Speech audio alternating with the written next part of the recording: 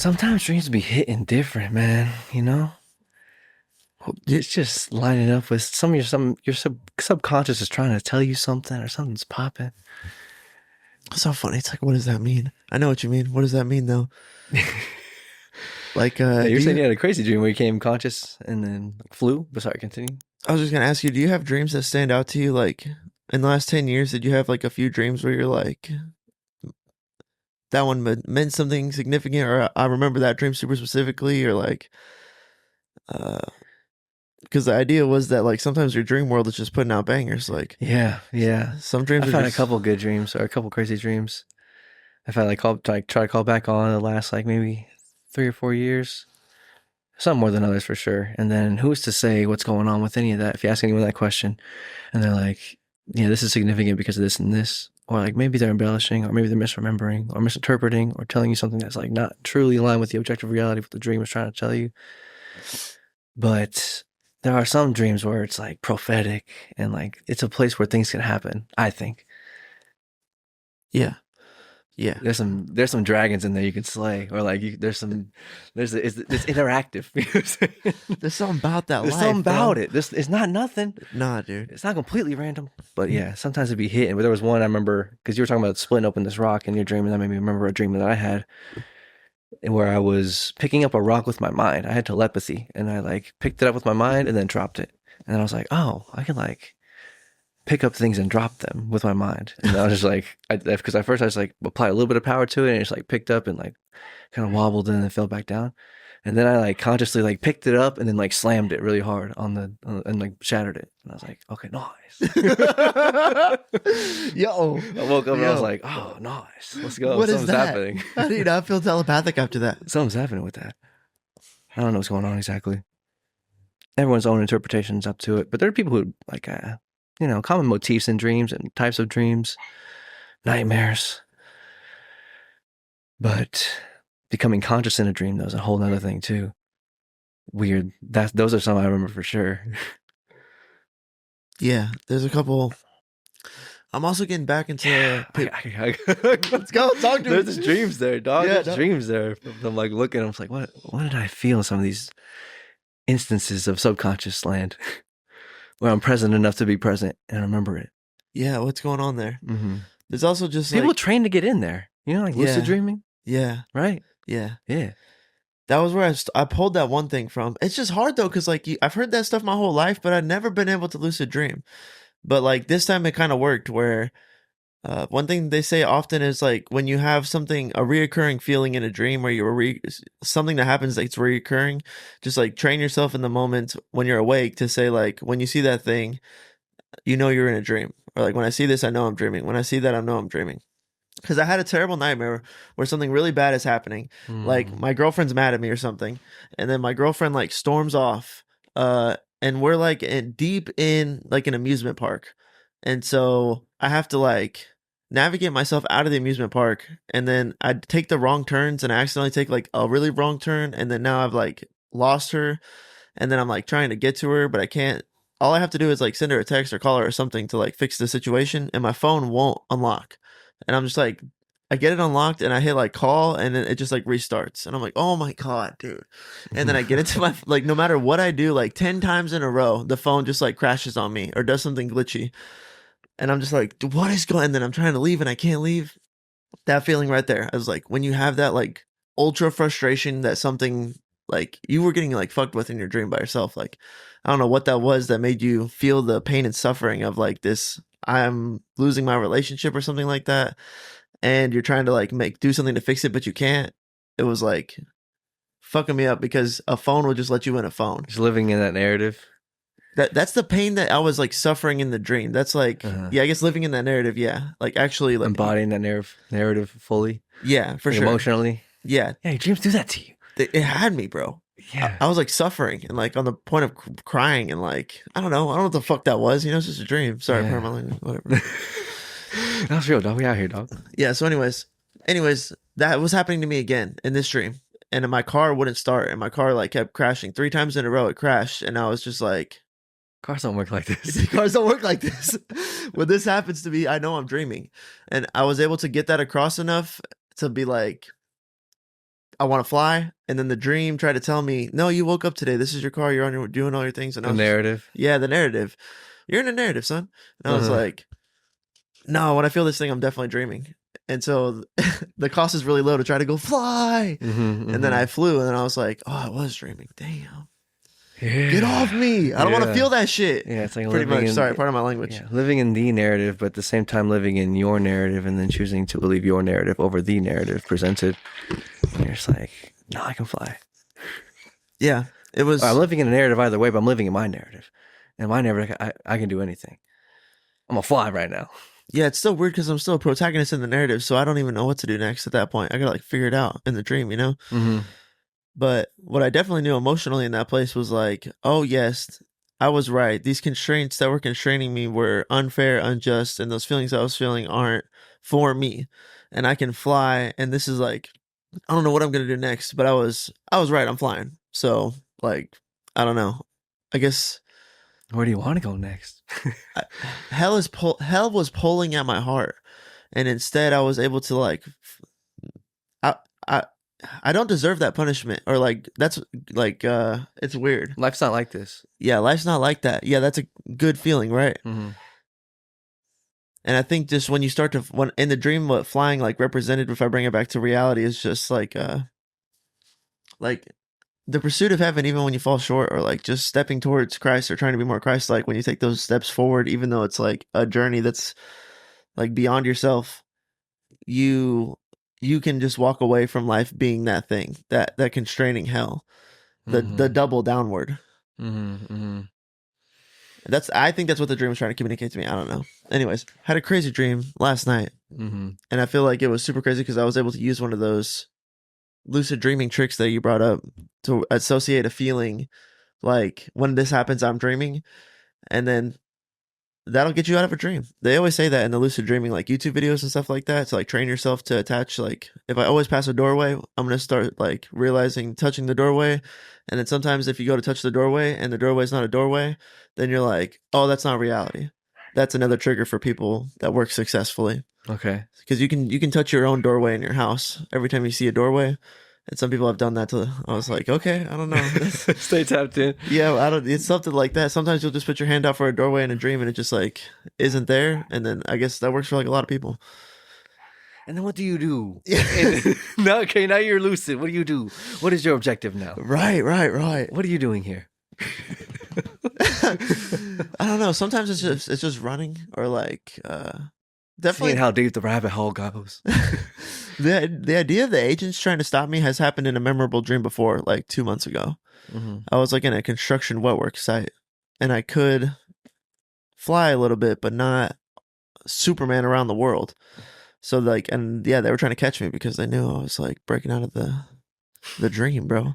The dream cops were coming for me. The dream police. Watch out, dog. Who's pitching these shows for my Netflix up here? Like, who's? Yeah. Sometimes they're bangers, but they're emotionally gripping. Yeah, dreams be hitting, dog.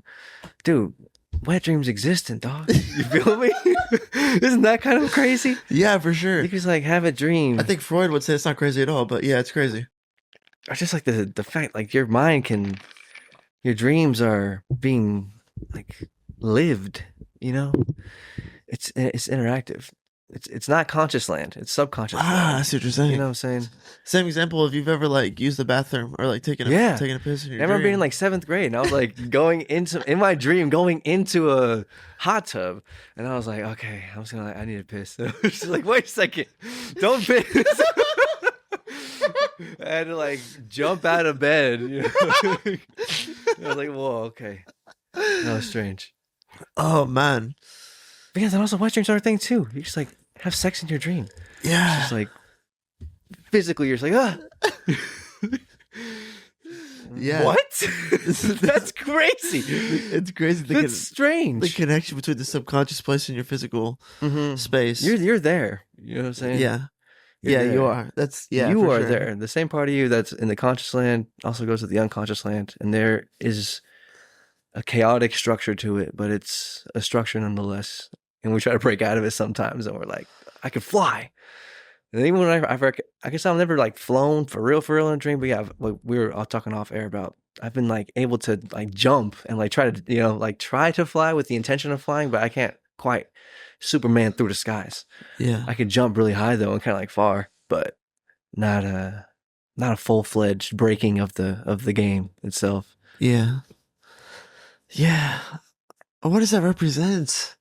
What does that represent? I think we're just there in both places. Or yeah, I'm not sure. There's something to it. Yeah. It's not nothing. And yeah, It's even not if it completely has a discountable. It was representation for random. something, it doesn't like it could just be fantasy or like work a place where your brain is working out what's going on in a way that you can like further understand it, but it's just working it out. It's not like a revelatory truth, Mm-hmm. you know?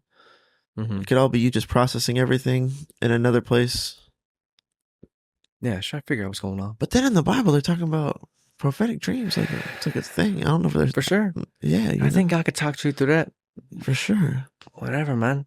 You gotta tune your antenna to become that antenna. Mm-hmm. It's like what wavelengths are you picking up when your brain goes out there to search at night?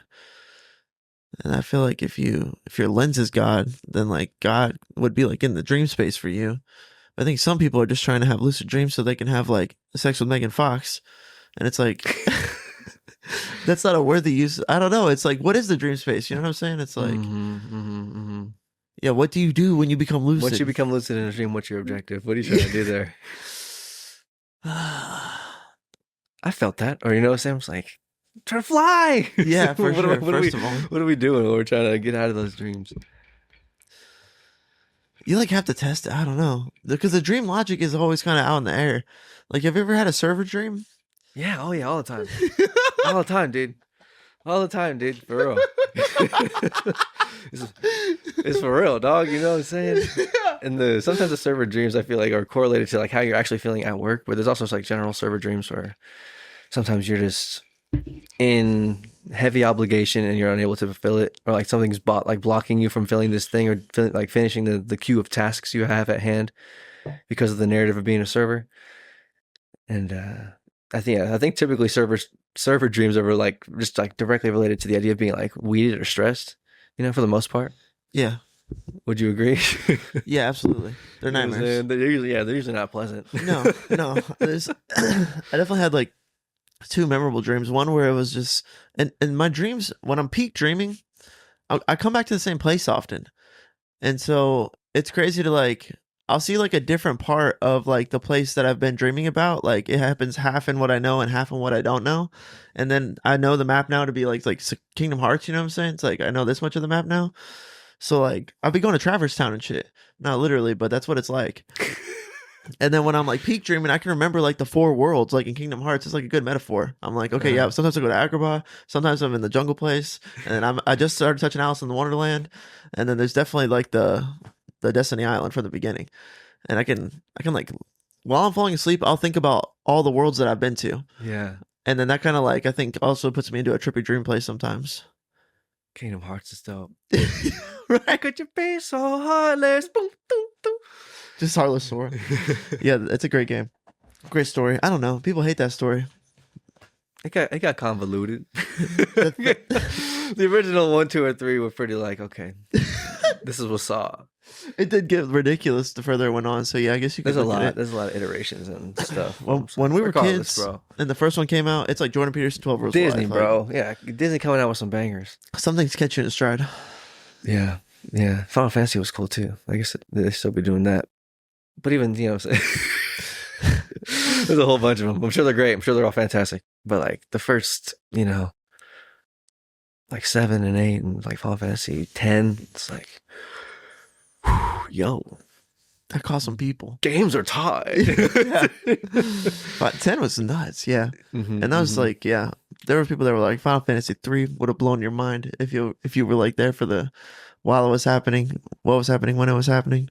I think once it got to Cloud, that was like when people were like, yo, this is something else. Yeah. 7, Final Fantasy 7. Oh man. Well, yeah, interpreting dreams, dog. I'm gonna bring someone to a quick prayer before we transition out of this thought. Yeah, sure. Dream space. I want us to pray into our next session. Dear Heavenly Father, we want to thank you for the day. Thank you for the opportunities at hand. Thank you for everything you've bestowed upon us and everything you continue to bestow upon us since the beginning of time until the end of time. We also ask that whoever this podcast, these words, these inspirational thoughts and trains of thoughts and subconscious thoughts and true, genuine expression of word can get to whoever needs to get to and impact whatever it needs to impact in whichever way you see fit for storylines to go. We know you're the author of all authors and the story teller of all stories with the King of all kings. And we thank you for his sacrifice on this resurrection. The next 40 days got some weird energy to it, some different energy to it. Let us tap into that focal point and to praise your name, make you more well known, and know you more well ourselves. In Jesus Christ, let me pray. Amen. Amen. Resurrection 40 days. We're up for 40 days. Yeah, man, dreams are crazy. This whole experiential thing that we got going on here is crazy. It's a lot. But we love it, though. I think it's better. It's better than not, I suppose. You know? Yeah, dude, this life is for you. Come on now. God has a plan for you to prosper, not perish. Mm-hmm. I mean, that's not the scripture, but it's like how my brain assigns it. But yeah. And a plan for you, purpose, and a future, and a hope. Yes. You know what I'm saying? Yes. I believe in that. Yeah. I hold that dear. Yeah. It's in the manual. There's a couple. I'm like finding some of the scriptures that I'm able to like put some of the basic foundation of like what I believe is going on here. Yeah. And yeah, that's a big one. Jeremiah 29:11. Yeah. Plan for you. And then there's what's the other one? I have some of them like in buckets. Yeah. So I think it's Ephesians 2:10. San Antonio. I just remember that like that. But Ephesians 2:10, and it's in the we are God's handiwork, who He's made works for us, like from before. You know. Yeah. It's like, yes, there's something going on here for you. Yeah. You know? Yeah. The you that travels in between the conscious and the subconscious. Yes. We don't understand dreams, so to assign importance to something I don't understand, it's like, there's something to it, but I'm probably going to try to read whatever. I think Freud is like one of the only people that I know like publish stuff about dreams and like the ego and the id. So I'm trying to like read that and understand what he was trying to say. Because it's just like this is what I think. Yeah. And then people. This is my take. Yeah. And then I guess at the time, a lot of people were like, this is crazy stuff. You see what he's saying? And it became like super popular because of that. Mm-hmm. So, but then I think after I read that about the mind, then I can like see who the next person people say to read is, you know, and then we can figure out what people think about the mind, you know?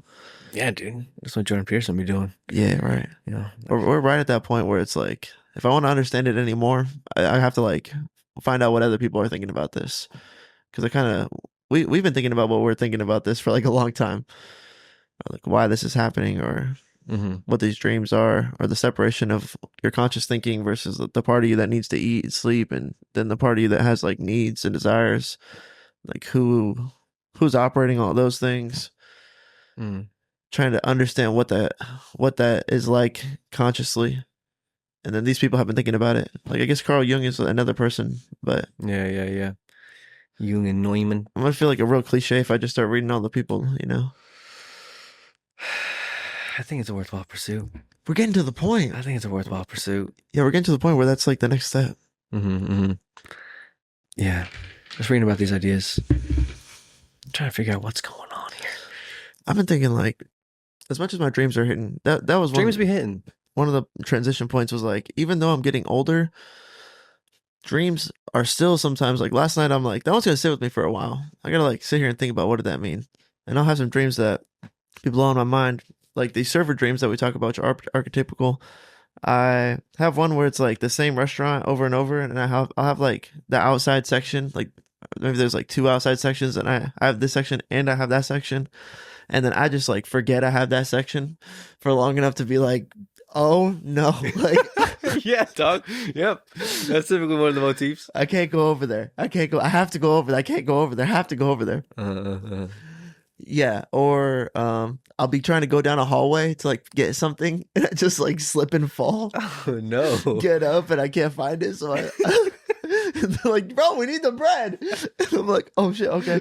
I go back behind, slip and fall. You can't find the bread. I'll run like 7 or 8 laps. I'm slipping and falling. Dude. Oh god. Oh god. After 3 or 4, I'm like, yo, what's happening here? start flying. 7 or 8 falls. It's wild. You're right. Okay. That's hilarious. I trained myself to catch that feeling, but I remember it manifested in the dang restaurants back in the day. That's funny. Whew. Yeah. So, but these dreams. Playing for you. Oh yeah, even though I'm getting older, like they're still going crazy. I remember one dream I had when I was like 23. That one I went through like dimensions of different places, waking up in another body to have another crazy dream.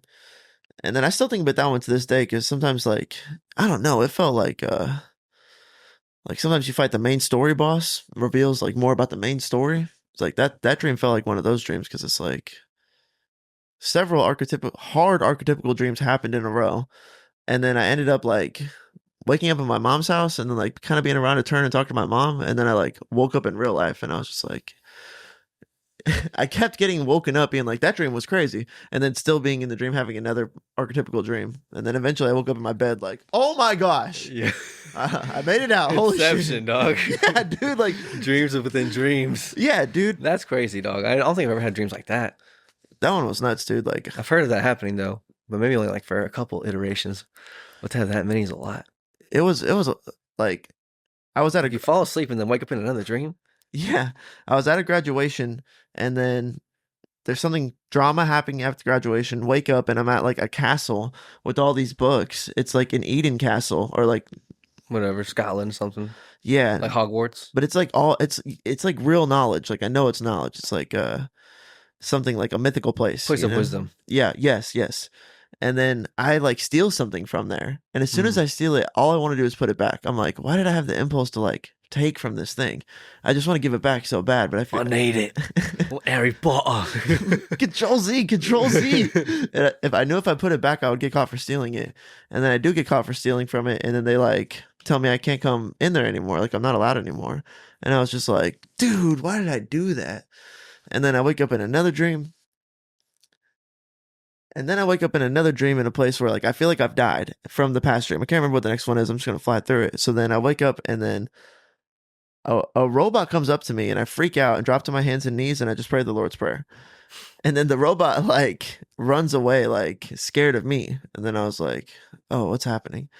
And then I go down into this place where it's like a basic playground with like Pokemon drawn lines. And I'm like, what's happening here? And then Darielle, my youth minister from Florence, is there, like this lady from church. And she's just like, hey, no, like you're not dead, don't worry.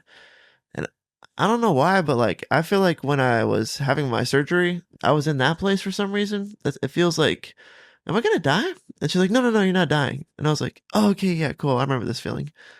And then I broke through to another dream where I woke up at my mom's house, and then I'm thinking I'm in 2016, and I'm like, whew, crazy world. And then woke up out of that dream to like real life, and it's just like, what the fuck was all that, dog? 4, 5, 6 dream iterations. Weird, bro.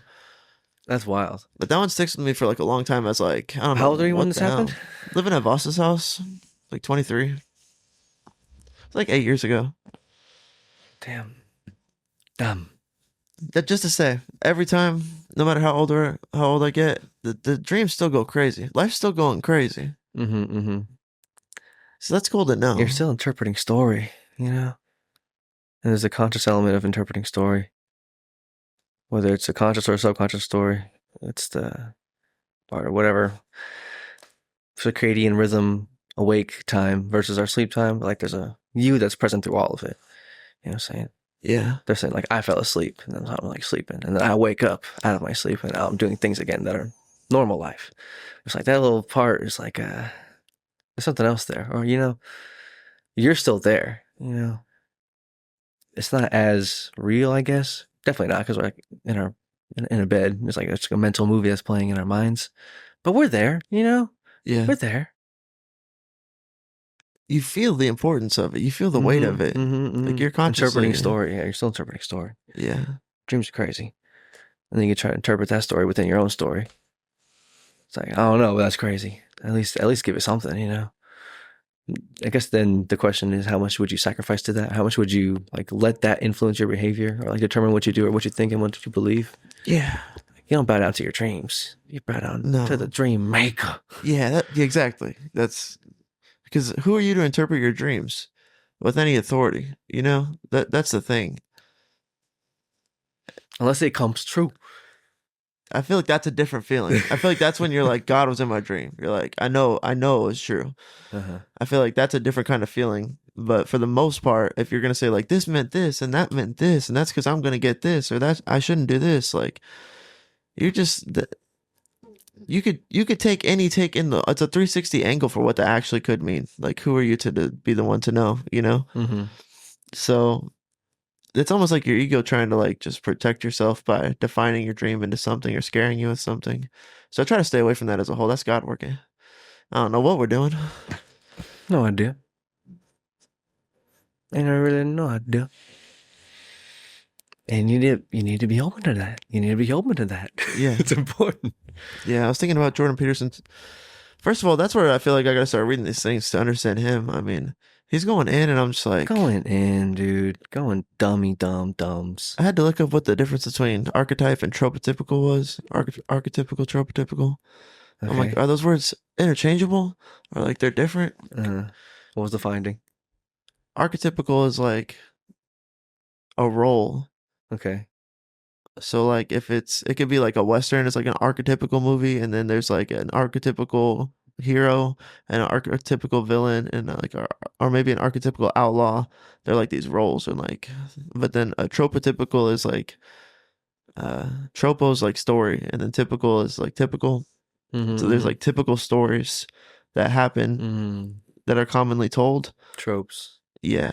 And so if you're in a story that is like you're trying to say, oh, this is like a tropotypical story because there's other stories that are like this, or you've heard this story before. Like this is the story of Beauty and the Beast, or like this is the Christ-like narrative. It's like uh those are tropes, you know what I'm saying? Heard. That's Yeah, yeah, yeah. tropical. But then like yeah, the Christ is the archetype. And then the Christ-like motif is the Tropotypical. yeah. Yeah.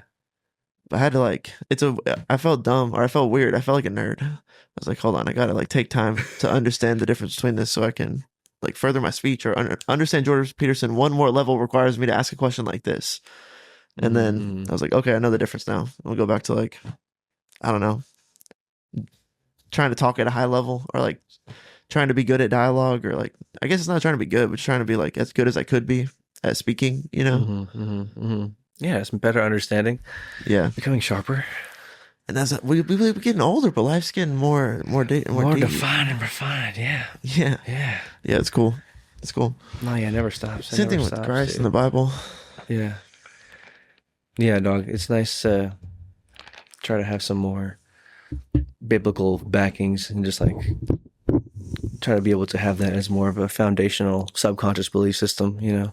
Yeah. It's like that would be nice. Or that is nice to get to that point, I think. I guess you have your own interpretations of it, but there's ideas in there. It's the most archetypical and the most tropotypical story. So it's like the most or like the highest upward aiming of all of them, you know what I'm saying? Like the ultimately blameless person going through the ultimately harshest punishment. That's Job, you know what I'm saying? Nobody wants to. What you saying? Nobody wants to do that or have to go through Yeah, that? yeah, No, but it's also like that's Job is like a reflection of the Christ-like motif yeah, too. So it's yeah. like, I guess yeah. Even Jesus doesn't want to go through that. Mm-hmm. Like literally nobody does. Yeah, That checks out. the That's always highest. gonna be a part of it. Mm-hmm. It just is in nature, in and of itself, like that story. It's almost unbelievable. It's because it's a good transcendent story is unbelievable to the person who's being transcended on some level. Yeah, which like deems it a miracle. Yeah. There we go. Yeah. Mm-hmm, mm-hmm, mm-hmm. That is what miracles are. Things outside, so things that happen that stand outside of your current understanding of belief and possibility.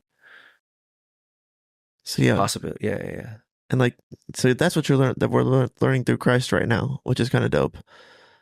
And then also the scriptures that you have that you hold tight to like help define your belief system, because it's one thing to think it and it's another thing to see it backed by scripture.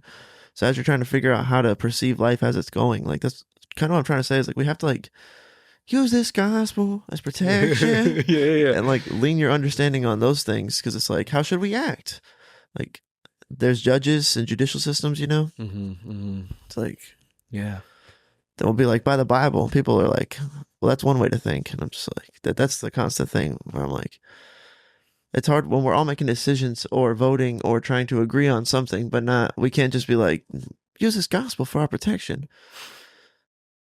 But I guess that's part of living in the world as it is. Like that's always how it's been, you know.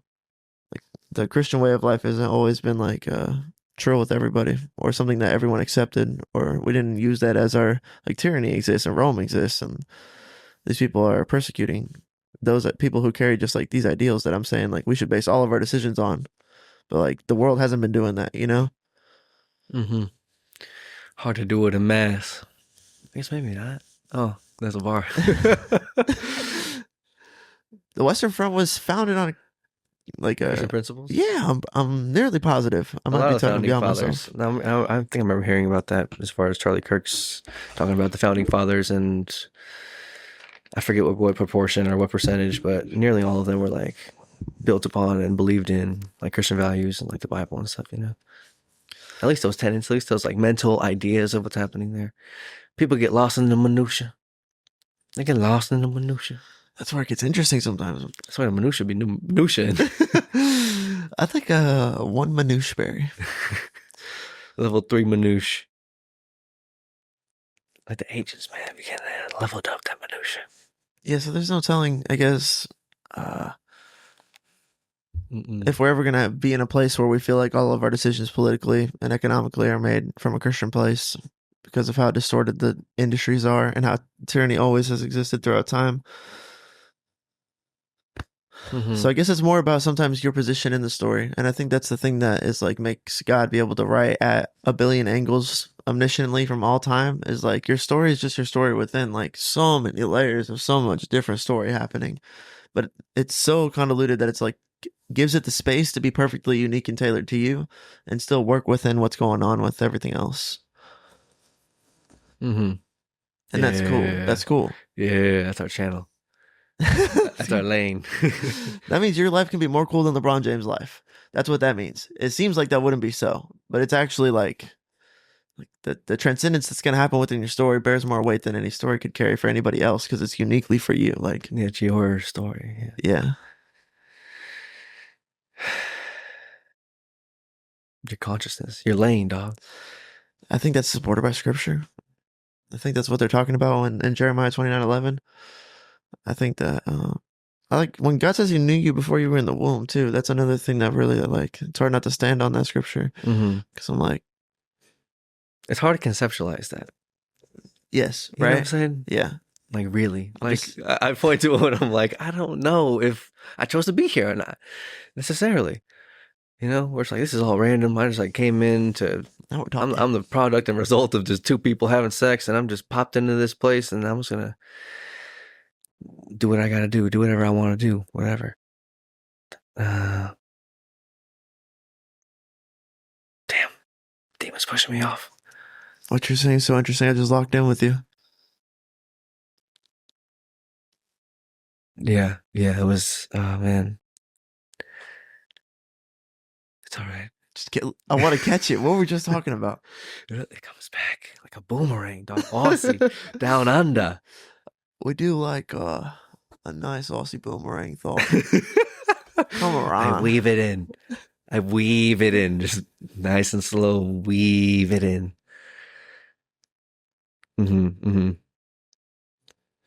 Well, the thought that pushed me was we're thinking about words. Damn it, I really don't want to lose it, but the difference between vice and coping mechanism was something that I also Grace, because you made me lock in, and I was like, oh, Grace made me lock in, asking me what's the difference between those words, or like where's the scale, or what's the relation there. Not talking about dreams, were we? I was just talking about words. Were we just talking about dreams? No, I don't think so. No, we pushed past that. We're talking about conception of thought. I knew you Oh, before the womb. yeah, there we go. Hard to conceptualize that. Yeah.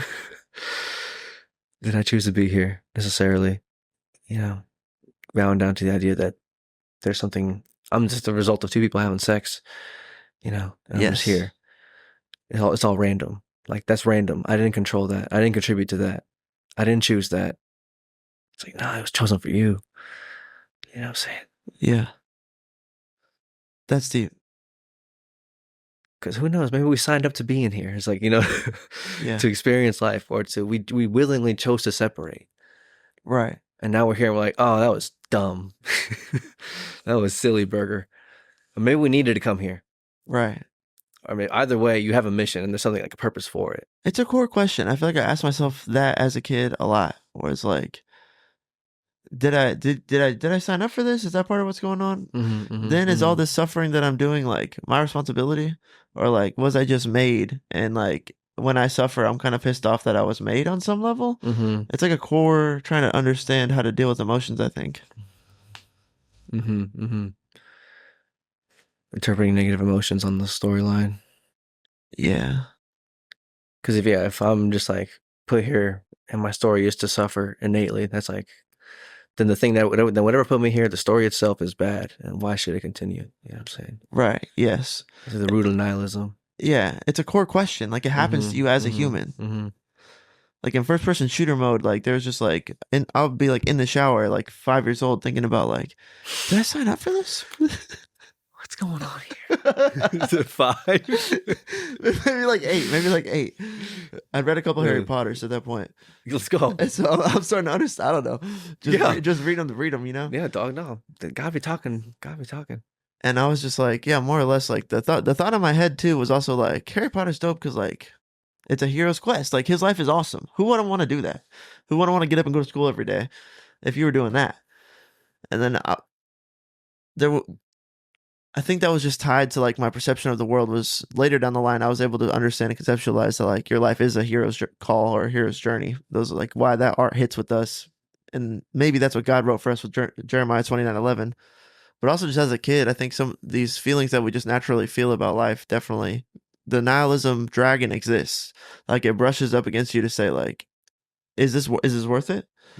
Just like when things go bad, is it worth it? Or you have a bad day, is it worth it? Or now you have to go to school away from your parents, is it worth it?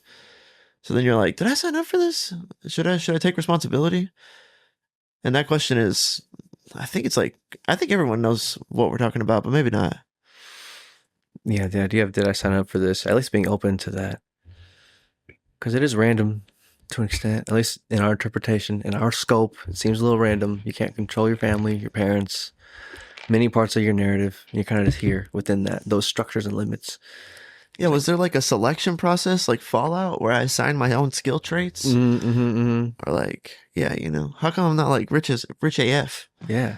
But did I like assign those things to other places? Did some people get more skill points to use than me? Were there other lives where you earned currency for skill points? I thought about these things in the shower, you know? Okay. Let's go. But all that, I just keep coming back to these cornerstone scriptures are like, give me the answer that I believe, you know? Yeah. Which is that like, yeah, we were made by a creator. This is on purpose. Yeah. This is on purpose. Yeah. And it's good. Very good. It's like, yeah, that's nice. That's nice to believe. All of that to say, it's like, sometimes when I'm talking about like Christ or like, why should we make a decision based on like a Christian value? I'm just like, how are you interpreting like that? When I'm interpreting life, this is like the thing that I think is like the most ideal, valuable thing that we can interpret as is also what I'm saying. It's not just like we should do the Christian thing, but it's also like we're talking about conscious action, you know? Like how do we frame how we make decisions? The thinking that gives us what our output for why we should do anything. It's like some of it's like we were wonderfully made. I feel that way about abortion, just honestly. I used to be kind of like indifferent in the sense where I was definitely more of a people should have control over their own bodies. Yeah. Like I don't want to take away a woman's right to exercise that if that's her decision. Yeah, then that's where it starts to trend to the line of like free will. You know? Yeah. It's like, how much should we limit our free will? Right, dude. Right.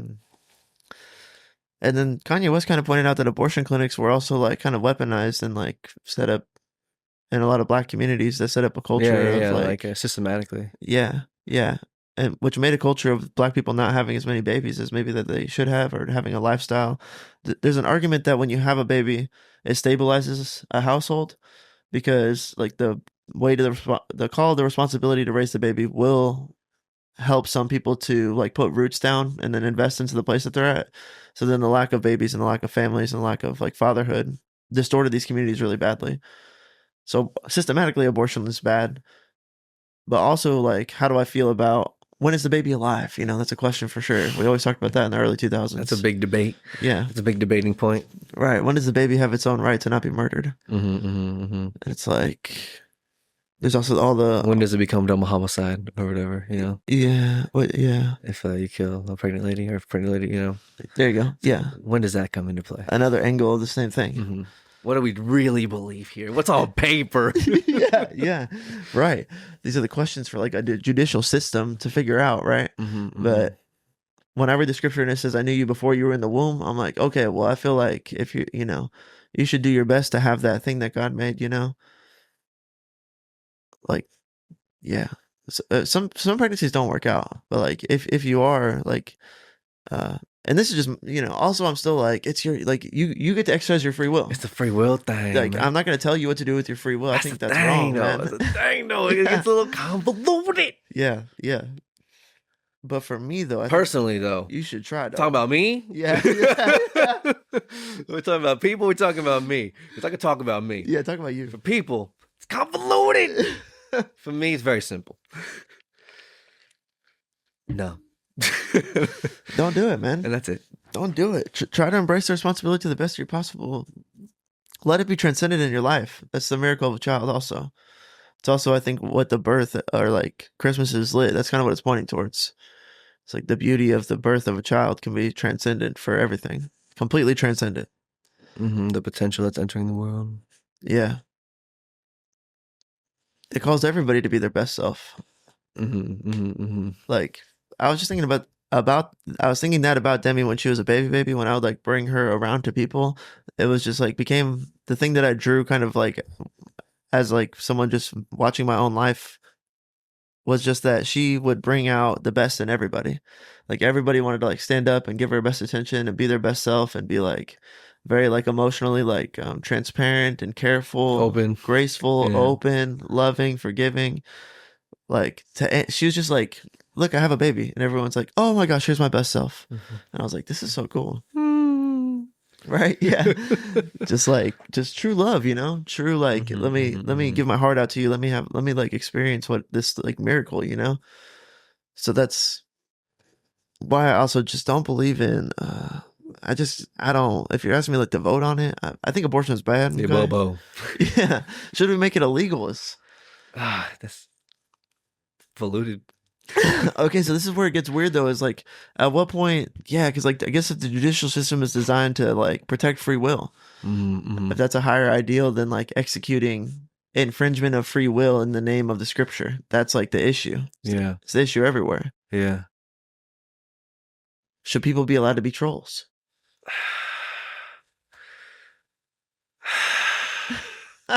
We gotta police it. You know, right? Literally have to make a police. There wasn't a lot of Christ cops. But there were but yeah, what is police? Who's running the environment? What are we talking about? Our country? Mm-hmm. Mm-hmm. We shouldn't just let it be rampant and abundant and wherever it would be. That's just We can't be. Yeah, we can't let it get to. I think it's what kind of with the old, or like a lot of the scriptures are pointing to when it talks about some of the societal trends and societal motifs of their day, or it's like they were worshiping Baal or doing whatever this is, or like being disobedient in whatever regard, like worshiping the golden calf, taking on that energy with their systems and getting too out of whack and losing this like the truth of what's there, like you know what I'm saying.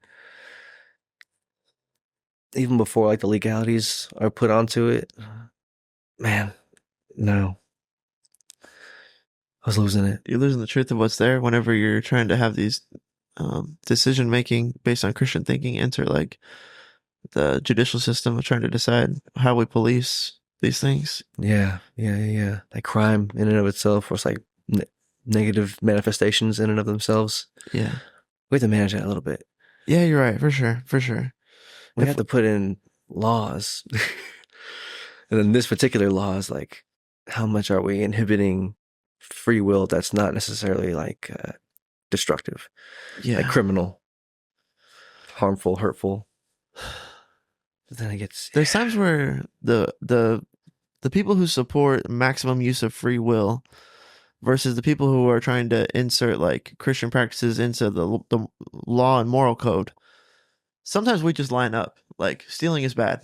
Like okay. we both just agree on that. Yeah, Okay. don't steal from me, won't steal from you, okay? Yeah, yeah. Yeah, we could just like everyone's cool with that, you know? Yeah. So I feel like there's easy ones to set up where there's no like Pushback. yeah, right. But then it's like the one of the like gets convoluted when you get to like the death sentence. How we execute that, if we're okay with executing that, what we should do. Like their argument is good. 100% free willers are like, we'll kill them. The Christians might be like, I don't know if we should be killing anybody. To be honest with you, like, I don't know. I don't know. Is there like anything else we can do? And then they might be like, no. Anywhere we put them. Ask them yourself. Please come to Christ. No, I'm gonna do it again. Like, well, right. Well, What do you do with that I guy? tried. I tried. I did everything I could, man. It's like, I don't know, man. What would Pastor Ed do for that guy, you know, or just the idea? But there still Just might one be final prayer. Meet me at the bucket. Try to exorcise that demon. Yeah, and then, right. But then what do you do? How hard do you try for? Mm-hmm. You know, we've tried to exorcise the demon for like 1 year straight, 2 years, Whoa. 5 years. These are extensive programs. This is an associate's talk. But it's the core of the dispute between the free willers and the Christians. Is because like, where do you draw these lines? Like, how do you draw them? You know, if you're gonna say we shouldn't kill this guy, we should try to save him. So what's your commitment to doing that time frame wise before we should just kill this guy? I guess like systematically we set up a program where we figure out we dump him somewhere real remote. What? We put You're left fielding me. we put him on an island. We put him on an island with plenty of resources, and we say, "You figure it out." But if you die, it's on you, bro. Wait, what are we talking about? On a bell curve. I lost me. On a bell curve, I if lost there's us. one super villain, Okay. who, no matter what, he's not going to accept Christ, Okay. and he's going to decide he wants to keep murdering people. Yeah. Like or like entertain the demons. Right? Yes. There you go. Sure. Ipso facto. Yes. That's a. These are yeah. I have a low resolution thought because this is how I have since I was like 10 years old. Okay. Trying to understand like, at what point would we be like, this guy deserves to die? Yeah. Where's the line here? Yeah, and I think the Christian answer is like never. I don't think we ever like have that power per se. But then I could go into the Bible and see if there were times people were put to death. I mean, God has put people to People death. be killing all the time, man. Yeah, you King know. David be slaughtering. Yeah. They be slaughtering. Yeah. So, but I don't know. Is he just slaughtering criminals or like showing grace or what the customs and cultures were? I should watch King David, I guess, for this interpretation understanding. I guess yeah. 'Cause going to war, like killing in the Old Testament, is definitely pretty out there.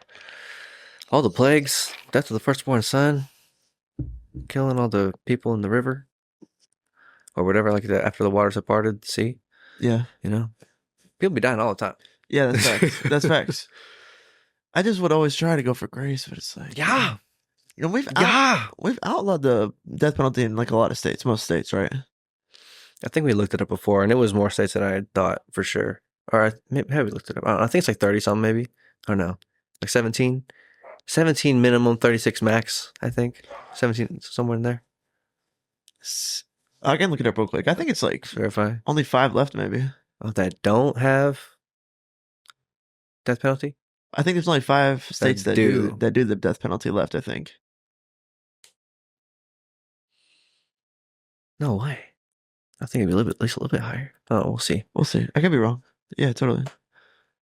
Taking the Yeah, you were under. totally right. How many did you say have Like it? 17 to 34 ish, somewhere in there. Yeah, 27 states have the death penalty. Okay. That's like it's over half. I mean, 23 don't. It's We do almost actually. half. It's like Texas, Florida, Oklahoma, Missouri. We'll just execute them. Coming to the south, take them out back with Lassie. Dude, no wonder that's a Western cliche, bro. A lot of desert. A lot of desert out here. Arizona, New Mexico. I guess no. Either way. Okay, yeah, the core of what I'm trying to get to too is When do you call it?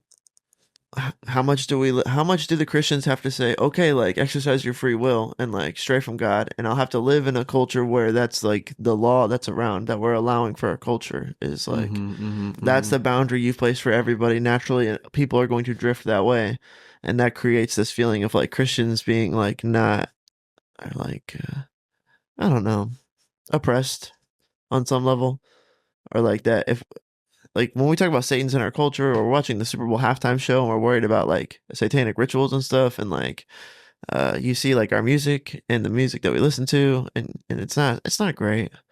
And then like what happens in the music industry as far as the super conspiracy theorists go versus also just like artists getting taken advantage of for the whole career, you know? It all just seems kind of out there, you know? And and then the Epstein stuff, obviously, we don't really know what to make of that. But it's just like in the culture, you know? So, what are we doing? Why are we drifting? Gambling's legalized. Like, what are we? I'm not sure. If it feels like the Christians are, you know, they don't take us seriously, or they make Christians get made fun of on certain shows, and I don't even know how you're supposed to take it seriously in the sense. It's hard to understand it down to the level of I'm just trying to like rely on Jesus as the answer and the way to interact with life. The thing that's beyond the unbelievable. Yeah, a religion is like supposed to be organized, trying to have a relationship with that thing. But I still have to leave the church and then use those principles to like walk through my day, and then it allows me to manifest better realities. Yeah, it was like I said, that reminds me of the end of that Sean Ryan pod where he's talking to that Jeremiah guy, Shrouded Turin stuff. But he just asks him at like the very, very end. He's like, what is like the church? Like, what is like, where is it? Or not where is it, but like expound upon the idea of like the church. And he's just like, it's the body of believers. It's not a organization, like, you know, it's not the body or like a building or a brick and mortar place. It's not a particular church. It's just like the idea of all the people who are within this group gathering of people who believe this thing for real. Yeah. It's like, that's a church. Yeah. This ain't no four walls. Yeah, no. And you can become a part of it at any moment. You know yes. Yeah. Yeah, the church is referred to in different ways, like a church building. But the like capital C church. Yeah. Yeah. The body of believers for real. That's us. Yeah, I think that's the rub sometimes with society right now. Or there is a general cultural friction from time to time between like Christian views and I don't know what you'd call it, the dams. No, I'm just kidding. Or like current culture, you know. There's always like some kind of it's referenced throughout like every movie or every TV series I feel like I've ever seen. It's like it's not just like religion; it's how we run our politics, you know. Yeah. I think it kind of was back in the day, you know, right, the idea of the free will, you know. Yeah, and I think back to the idea we were mentioning this, like, how many of the founding fathers were like Christian principled people, you know? I think it was much more relevant. It's portrayed to us as much more relevant. Yeah, I forget the exact statistic. I'm gonna look it up. I'd say it's definitely over half. How many of them were Christian? Yeah, and the founding fathers. Yeah, I would say like 90%. I'm pretty sure that the Christian movement was also probably tied up into like leaving the Britain Union. I'm sure. I don't know. We'll see what's up. Says, while nearly all of the founding fathers came from Protestant Christian backgrounds and many were active church members, historians debate the exact number who held Orthodox Christian beliefs, while 29 of 56 signers of the Declaration of Independence had backgrounds similar to Bible school degrees. Many key founders were considered theists, rationalists, deists, or skeptical of traditional doctrines like the Trinity. So yeah, that's kind of, I think the Protestant movement at that time in Great Britain or wherever it was tied up into this idea of America. So probably a lot of those types of people, it seems like, based on what happened in history and how they were like, we can found a culture based on these things. They must have like been tied together a little bit. I get how much was it escaping Britain's tyranny, and how much was it starting a new culture based on Christian values? I'm not sure why they left. How much of it was power hungry? Let's go fucking carve a new land. We can do our own thing over here. Yeah, we'll say we'll do it in this idea of America. We're already over here. Yeah, yeah, yeah. They were Britain people, so it's like, you know. Anyways, it's a convoluted thing, but I do think that they founded it on Christian principles. And so, what does that mean? How long did that last? Why do we separate that? Where do we separate that? At what point are we the melting pot? We're all states. It's not even like England. It's just like states. Mm-hmm. We got a lot of states. A big place. So like all doing their own shit. It's kind of crazy when you think about it. It's too much. It's too much. So what? It's gonna make some shoes.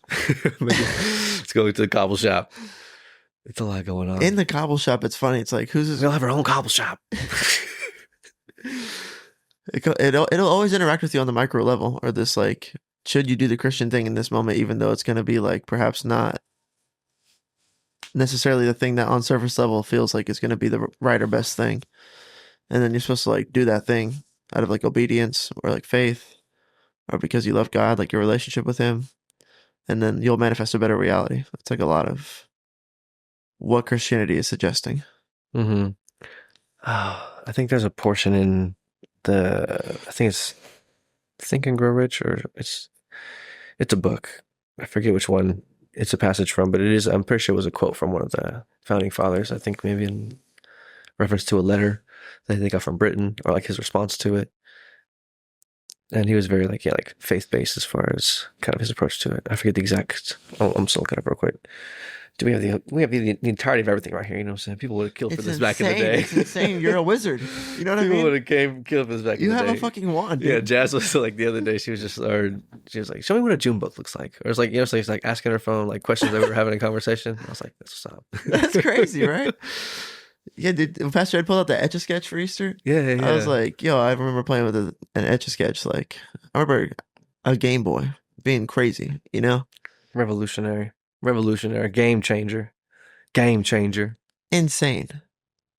Mm-hmm. Yeah, Pokemon was so sick. Dang, what was I looking up? You were gonna look up the Christian, or I think it's Think and Grow Rich. Okay, book. cool. Jordan Peterson just goes off, dude. Books are crazy. I forgot.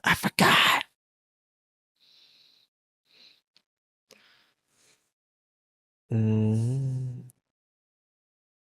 I want to write a book called How Should I Act? You got it?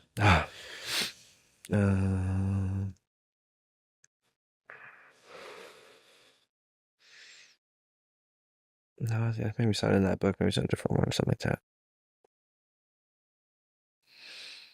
By the way, I just had another thought though, deeper on that. Like, what's the narrative of what's the truth behind the narrative that we're told as far as the founding fathers and like building off these Christian beliefs, or power hungry, or like unrighteous rebellion versus like righteous rebellion? Yes. You know, we rebelled for sure. I'm moving out, Dad. And they moved out. Come home for dinner. No. I'm not. These are tropes. These are tropes beyond us. That's what I'm saying. My brain wants to naturally just plug in the thing where it's like our story is just set within like these settings that are these tropes that are within tropes beyond us. Like we're in a rebellion country that's filled with like you're gonna literally have your kids storming off or sneaking off to a party, and then you're gonna think about how the devil rebelled against God, and that's how it like started this whole war, causing all this stuff. So it's like, but still, you're gonna have like your narrative going forward, propelling through that, transcending you through time. But yeah, rebellion is. It's crazy how we do what we don't want, you know. Yeah. And don't do what we want to do. Yeah, that's a constant struggle. It's a constant fight. Biblical. Yeah. Spin bars. It's like, oh no, I feel that. Yes. I feel that, dog, for real. Yeah, yeah, I interpret life like that too. Like, is that what you're, if I'm understanding what you're expressing when you're expressing that, it's like, I would also use those words to express that same feeling or thought, yeah, same energy, or a manifestation of narrative interpretation. yeah. It's like, oh yeah, I know what that feels like. I've heard a lot of people say that's a top 5 scripture for them. Like that one hits a lot of people hard. That's up there. Yeah, It happens. because that's the fight. Like that's the thing every day. That's the thing. The gravity or the urge or the entropy trying to dissuade you from doing the optimum thing. Mm-hmm. So yeah, how much of it was true rebellion versus, selfish rebellion? How did we handle it? We went there. We don't know. With the country specifically, we'll never know. I was watching that show, but even that wasn't that time. And it's like, what are we gonna read? You gonna read history books or like? We only have so much too. It's like how many publications from that time are still like viewable where I can like read what was going on, like try to understand their culture and context, you know? And even if those are falsified, then it's like you're lost, bro. Mm-hmm. Because you could do that, I guess. You could like try to understand culturally where things were. I guess what a true journalist would do. Try to interview some people at the time. Somebody, if you can, I guess we're pretty far removed. How old is that? 1776? Yeah, the founding fathers. Yeah. Yeah, Yeah, that's far, bro. that's a long time. That's far. That's a big one. Like nobody's grandpa saw that. No, not even close. Yeah, nobody's great. Yeah, no. Like if your great grandpa was a historian, you still don't reach far back enough. No, Like, not even close. Not even close. So no, you're not getting there. So it could be just completely. That's funny is because they say like there's more evidence for Jesus than Alexander the Great, Mm-hmm. and I'm like, how much stock do we put in Alexander the Great? How much stock do we put in anything? Right. Yeah, Or at least to the meaning and significance of what it represents. right, right. How much of it matters? Mm-hmm. Yeah. We're just like, sure, Alexander the Great, let him have it. It's fine. It doesn't change what I do. You know what I'm saying? Or maybe like, yeah, it doesn't ask anything of me. Yeah. It's like, no, this one asks something pretty big of you. All of you, actually. You don't even exist, dog. You're welcome for existing. Whoa. What? I know you don't get it. It's like, okay. That's life in a nutshell. Yeah, that's it. Yeah, that's it, dude. Hmm. But it's cool. Your relationship with Christ is like allows you to see that, gives you guidestones to understand it, to make decisions based off of it, even though you can't understand it. It's kind of nice. Mm-hmm. Mm-hmm. Transcends your understanding, bro. Lean not on your own understanding, bro. Yeah. Yeah, because who are you to interpret anything? That's the problem with life. It's like you kind of just have to. On one hand, you are a narrative. You are a person. God made you this person to feel these things. So when you find your truth, like that is your time to interpret. You know. Mm-hmm. I think that's the purpose of you.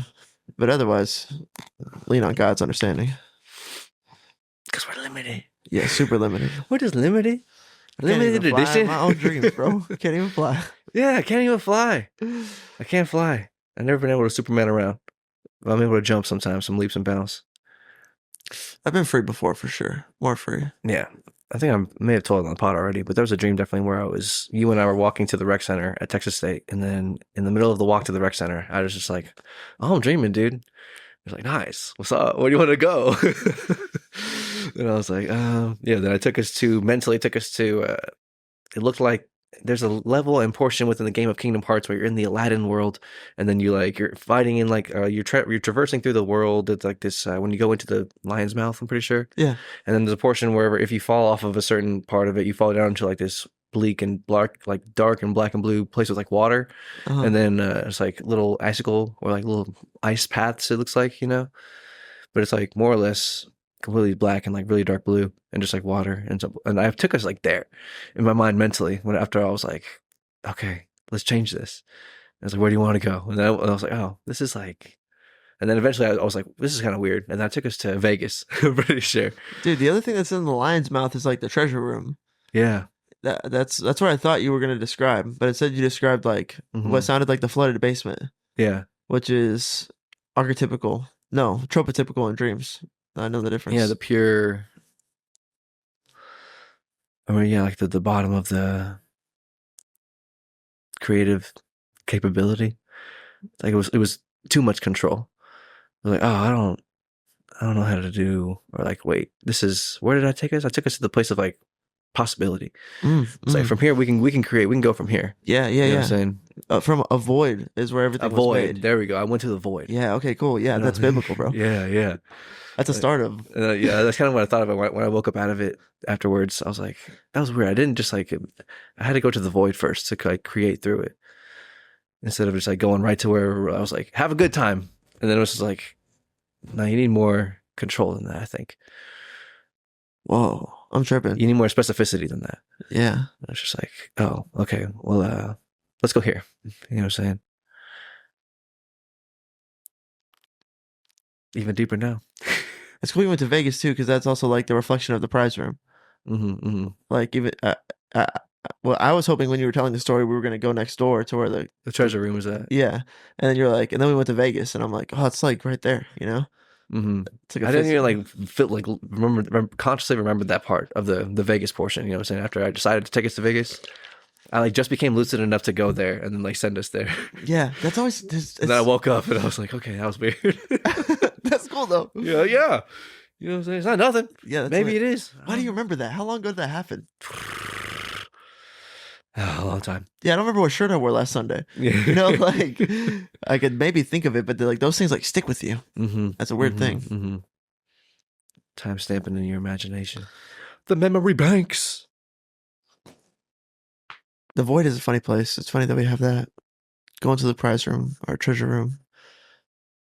It just feels like this. Not Superman around. There's limits and structures. What's your objective? I mean, you want to like. Yeah, right.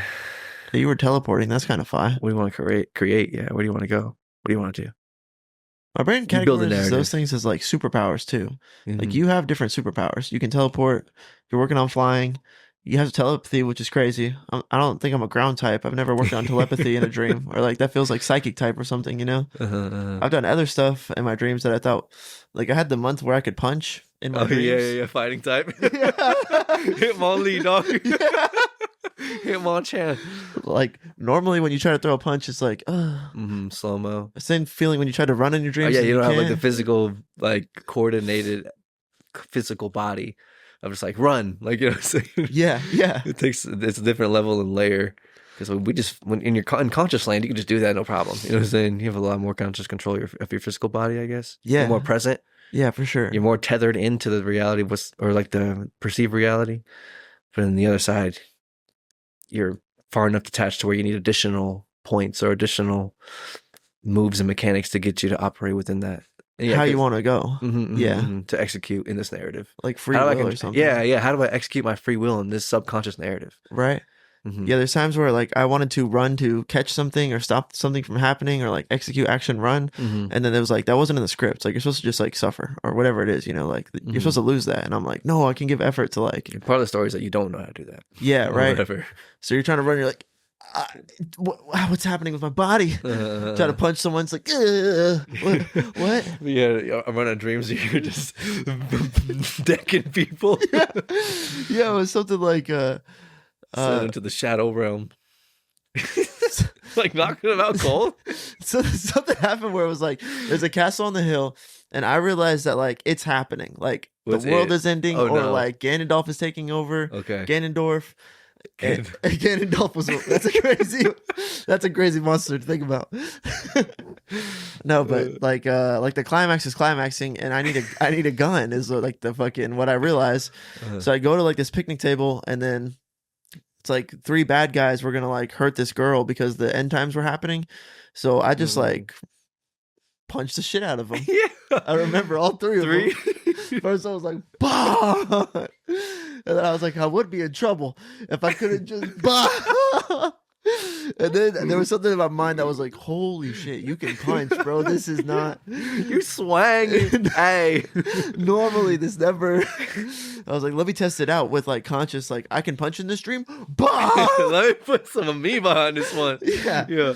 Yeah. And then I was like, oh, that's nutty. And then I had a gun. And then I was like, back to the store. I got to go save the princess or something. I don't know. It's like Legend of Zelda, dog. Yeah, I was like climbing up the platforms of the broken world to get to the castle so I could get into the castle so I could like and then clean up the mess. I don't know what that was what was going on in the dream. Dinner reservations for 3. No. But yeah, more or less there was then for like a month after that I could punch people in my dreams. So that felt like a weird thing that like came and went. Like I'm not sure what that was, you know? Mm-hmm. Mm-hmm. Telepathy control though. Never had that one. That's pretty fire. Yeah, that one was cool. I remember feeling like that was a good one. That was cool. I felt like ground type for you because you had that dream too about being in the basement with like the shovel and the Yeah, and like the excavation site. yeah. Yeah, it was just like an excavation site where it's getting down into the whatever the ground. It didn't even look like ground. It was more like now that I think about it, it didn't have true traditional like human architecture on it as far as like human nature on it. It was more like blue and like black blocks, or like very geometric and very like linear. Okay. It was like the dig site that we were in was like a pure rectangular prism, you know what I'm saying? With a couple, it was all like pixelated, like 1x1 cubes built this world. Okay, I'm with you. That's a nice detail. Never told me that detail. Yeah, no, it wasn't like a true dig site, really. You know what I'm saying? Okay. I guess like I could see kind of both. You know what I'm saying? It looked like a dig site, but that's what it was. This was a picture of a dig site. You get it? Yeah. This is representing itself to me as a dig site, but like this thing is linear and geometric. Yeah, I've had that's And I what was in the bottom corner of it, and then it's I'm just with like boop. It's like opened up into more geometric, like Whoa. like Doom or like a video game. You know what I'm Yeah. saying? It was it's like a video game POV kind of. And I was like, okay, this is like a whole nother thing. I gotta like go look around and explore, and I'll do that later. Yeah. That's fire. That's a cool dream. I don't know if dreams represent something, and then these weighted dreams perhaps represent more. Mm-hmm. You know, that's as far as I can get as interpreting. Just trying to, but that's what I'm saying is sometimes that's where intuition is, because it's like I think that's part of you perceiving something happening before it's happening. Is these dreams are also working in that place where it's like your gut is also has a learning model, and then your intuition can like have worked out a good learning model that's able to tell you things, and you can have a good relationship with the intuition to where you're able to like see around the corner. If that makes sense. Mm-hmm. Mm-hmm. Mm-hmm. That's some sheesh right there. That's some sheesh. I don't know why that's a So who fascinating thing, knows? you know? I feel like we're all fascinated by our dreams. We don't talk about it like that. Yeah, we don't really know them like that, and like you can't even. I guess I don't know. I guess I'm trying to maintain even before the interpretation of the dream. I guess always trying to construe it in a positive way, regardless, or trying to make it seem as if it could be helpful or it could be something, or maybe it's not, regardless. But like if it is, hopefully it's like something like good and prophetic or something that's gonna help my story. You know, trying to maintain that. That's kind of what you gotta do anyway in conscious life too. If I'm trying to like just how's this in God's plans? Like how can I give God this, or how can I make this not negative? You know what I'm saying? Yeah. I felt it. How How can I bear the suffering of this? Yes. How do I give this to God, or how do I act in accordance with God's will? How do I sacrifice my own will right now? What is my will? What is it that I want? What is it that God wants? It's like a whole interpreting process. But I felt that super heavy yesterday of just like the feeling of like, because when you're like, what should I do? God, and God's like, no, it's on you. And you're like, what would Jesus do? Yeah. Like, that's what it feels like when you're just trying to figure out like, because it's like there's only one way forward. That's the thing. You could take it all the way away from the relationship with God if you need to, and then just look at it as like when you're trying to figure out the best way forward. It's like literally if you could like figure out what God would want for you in this moment, no matter if all the possibilities of you using your free will, you can interpret like the right thing to do for things to like go forward in a positive manner, in a linear manner that like makes sense with itself, creates like a narrative, helps the narrative, so you're not in chaos at all. And that's a bigger existential problem than like your relationship with Christ in all reality. Like that's what Dostoevsky's talking about. I'm pretty sure is like the poor execution of your free will can manifest not only like random chaos, but like linear negative story trajectory chaos, like the opposite of like a good life, like a bad life. And the fact that those things are real are like a problem for all of you. You all need to recognize that, regardless of how you feel about a Jesus. So we get both of that. We get all of that from God, which is super nice. And then it's also like now, like not going with the Christian value might be a part of this thing that creates this negative bad story, and that's like a problem for the Christians, you know, because we all gotta live in this motherfucker. You know, it's like we out here living for real. You're cobbling every day. We're cobbling. We out here cobbling.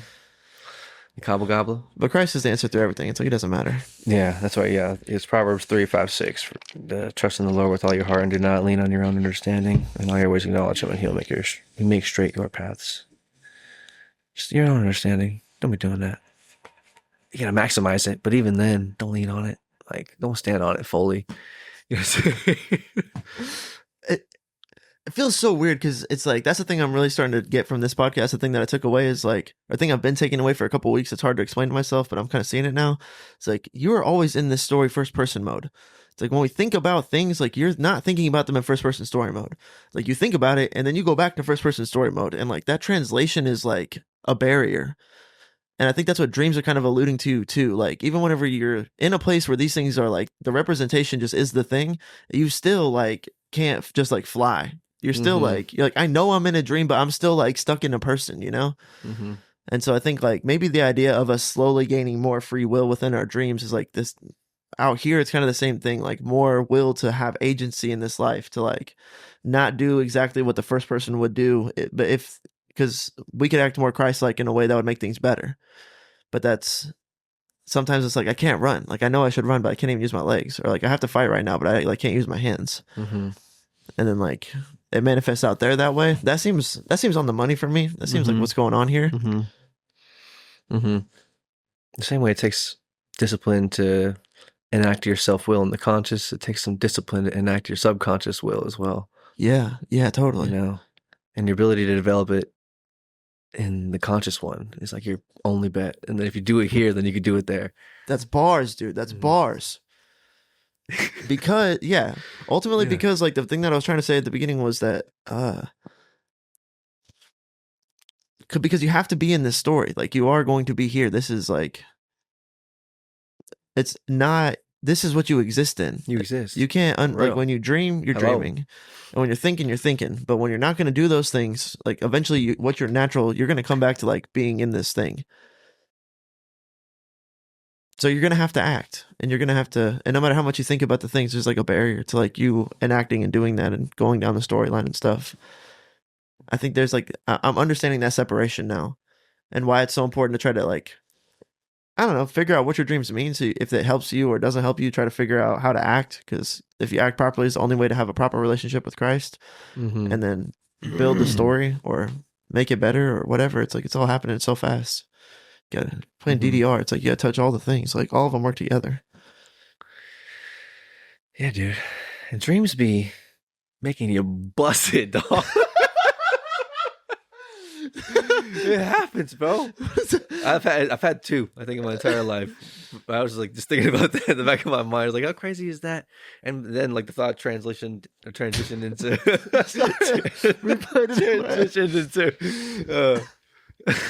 sleepwalking. People be sleepwalking for real. You can die in your sleep. Can't you die in your sleep? Or like die from a nightmare specifically?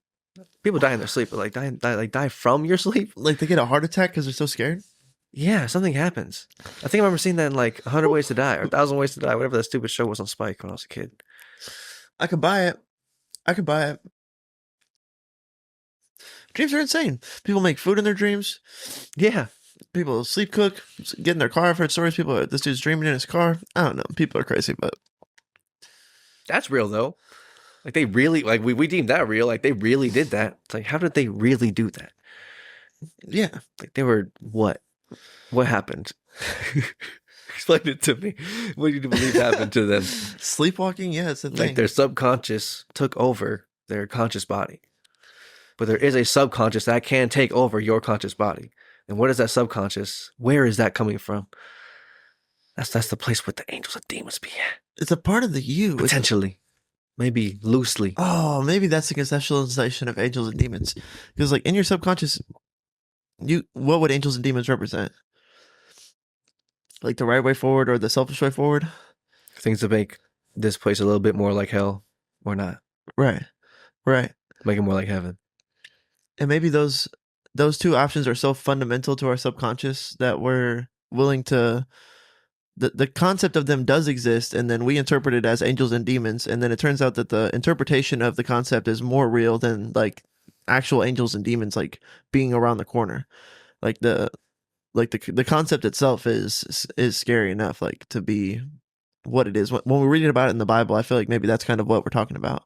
I don't know how many demons are taking over bodies, except for the fact that possession was in the Bible, so that's crazy. Yeah, I was thinking about that the other day. I was like, if you believe in Jesus, you definitely believe in possession or like demons. You know, just because what they're historically documented. What was he casting out? Right. What was he casting out? Oh, he said if you do believe in Jesus, yeah, exactly, right? Like, yeah. It was part of the miracles that he was doing. So there's a war going on. There's something going on. It's out there, bro. Something going on. We're here. We're here for real. You're here for real. And we love you. And I love you. It's a love story. You know? Yeah. Right. What do you mean? Between us and God? Yeah. Everything? Yeah. Yeah. Christ. It's a love story. Yeah. It's good. It's very good. And it's on purpose. Yeah. All these things play into like our belief system. That's like what we believe, you know what I'm saying? Or it's like if you're part of the church, you act as if that is true. Way more so than you just attend a church. That's what Jordan Peterson be talking about. Yeah. Yeah. It gets hard for you to conceptualize it like that every day when life is just lifing at you like 40 days in a row. It's hard to say that. Like, yeah. Like, are you a Christian? It's like, yeah, I've been baptized. I go to church. I do this. I do X, Y. It's like, that's not. But are you a part of the church, though? You feel me? You feel me? I think people can be a part of the church, though. Yeah.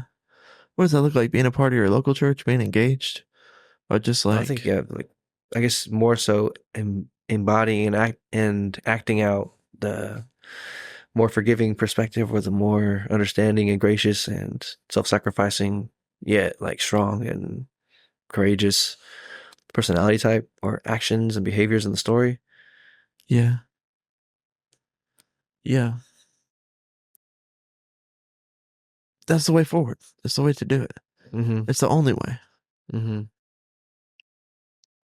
you get disconnected from just doing that because you're just stuck in first person mode.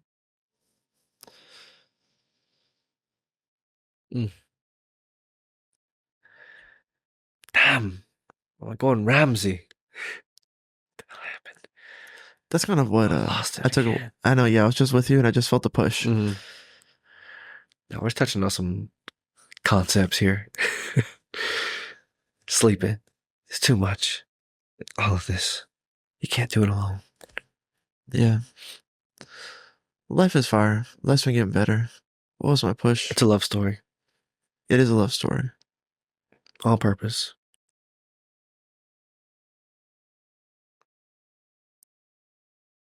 Why not just believe that? Because it's just, yeah, I feel like... Why push against that? One thing is definitely, I think, because you have to work every day. Yeah. The suffering. Exactly. And it's constant. It's constant. That's the thing. The thing about the suffering is that it's constant. Like you wake up every day and it's like the same. And if it's terrible, it's terrible or uncomfortable. Living in the separation from God. Yeah. I think that's otherwise it's like, why not? In the fallen and broken world. If life was just awesome all the time and we're like, hey, somebody made this and he loves you and he made this on purpose for you and your life was awesome, you'd be like, that makes sense to me. That's cool, dude. Like, I'm into that. What is he like? Like, he's super cool, dude. He's awesome. Good dad. Yeah. We would be like, I think we'd be more receptive on base. I think it's the suffering that makes us be like, bad dad. Yeah, right. Right. Rebel. Right, yeah.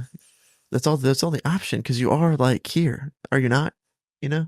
You were made, no? You're there. There you go. Being you, existing. You were made. You can't, that's undeniable. Digesting food, experiencing life, passing time by, hearing things with audio on your ears, watching things on YouTube like this. Yeah. There you are. Heart's beating. Breathing the whole time.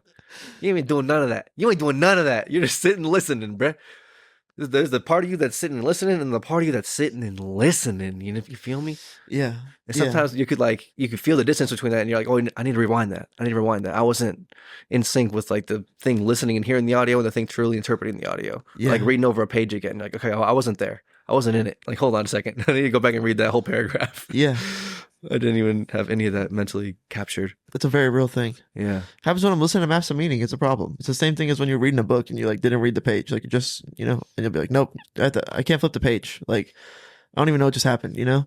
Yeah, I'm not in line with the narrative anymore. But Maps of Meaning is just like going on the audiobook. So if I'll miss like 45 seconds, I'm like, fuck, bro, I gotta like rewind this. Yeah. It's a real thing. We're there. You're there. And the suffering is like, this sucks. This is stupid. This is not good. Not very good at all. Let me make sure that's true. And that'll make you rebel. Mm-hmm. I guess. Built from the suffering. Just from what I've seen. Understandable. Pain is pain for real.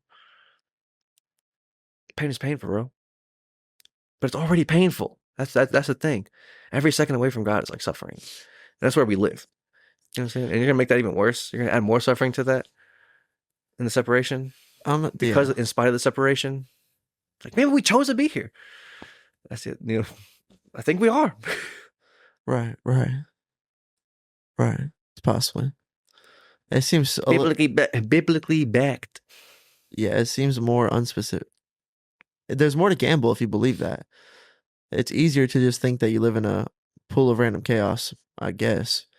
You have a pseudo argument like evolution. It is true though. It is kind of random in our interpretation a lot of the times. Yeah. We can add structure to it, but there are things that are undeniably random within our own interpretations. Yeah, you're right. Things that we accept that we can't control all the time. We do our best. But things just happen. They're written and tailored for your purpose, which is beyond your conceptualization of your story. At this given point in time.